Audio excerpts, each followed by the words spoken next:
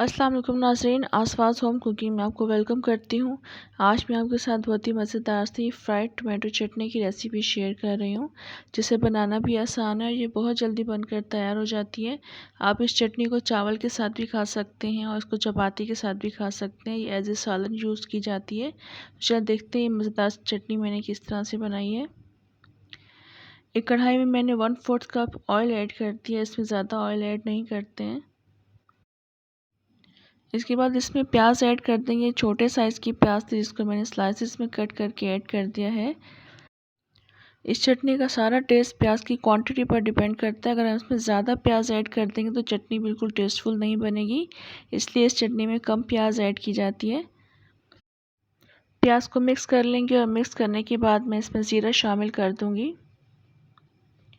1 teaspoon ज़ीरा शामिल कर देंगे। साथ ही इन दोनों को अच्छी तरह से हम मिक्स कर लेंगे और प्याज के गोल्डन ब्राउन होने तक हम इसको कुक कर लेंगे। लाइट गोल्डन कलर लेकर आना है, इसको हम ज़्यादा डार्क कलर नहीं लेकर आएंगे। और अभी आप देख लेंगे प्याज लाइट गोल्डन कलर की हो चुकी है। तो अब इसमें हम टमाटर ऐड कर देंगे। ये 1 किलो टमाटर जिसको मैंने रफली काट लिया है, इसको ऐड कर देंगे और ऐड करने के बाद हम मिक्स कर लेंगे।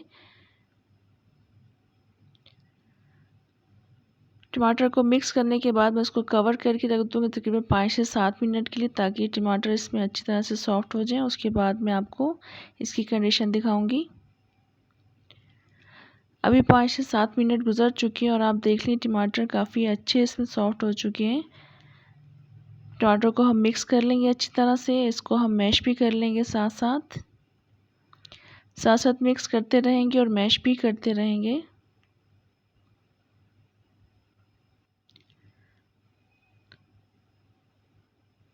और अभी टमाटर इसमें अच्छी तरह से मैश हो चुके हैं, तो मैं नमक ऐड कर दूंगी इसमें 1 टीस्पून।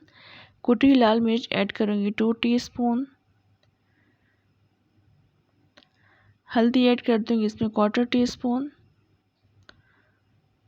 और हरी मिर्ची ऐड कर दूंगी इसमें 6 से 7 हरी मिर्ची हैं जिसको मैंने कट कर लिया है। ये सब ऐड करने के बाद हम मिक्स कर लेंगे और उसको अब मैं कवर नहीं करूँगी, उसको ढक्कन खोलकर पकाएंगे क्योंकि हमने टमाटर का पानी ड्राई करना है। इसको हल्की आंच पर हम पकाते रहेंगे, साथ साथ चेक भी करते रहेंगे। और अभी आप देख लें ये पक चुकी है, अच्छी तरह से कुक हो चुकी है, उसका पानी ड्राई हो चुका है। और ये ऑयल है जो नज़र आ रहा है इसमें सेपरेट हो रहा है ऑयल। अब अच्छी तरह से भून चुकी है। इसमें मैं हरा धनिया ऐड कर दूँगी। तकरीबन आधी गड्डी के करीब मैंने इसमें हरा धनिया ऐड कर दिया है। हरा धनिया ऐड करने के बाद हम मिक्स कर लेंगे अच्छी तरह से इसको।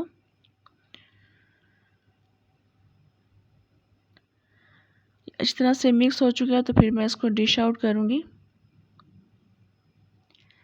इस चटनी को मैंने दाल और चावल के साथ सर्व किया था। आप इसको सिंपल चावल के साथ भी सर्व कर सकते हैं, चपाती के साथ भी आप इसको खा सकते हैं। बहुत ही मज़ेदार चटनी बनकर तैयार होती है। इसको सालन के तौर पर भी खाया जा सकता है।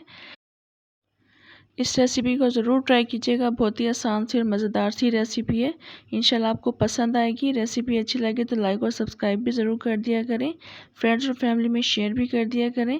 इंशाल्लाह नेक्स्ट रेसिपी के साथ दोबारा आऊँगी। तब तक के लिए इजाज़त दें। अल्लाह हाफ़िज़।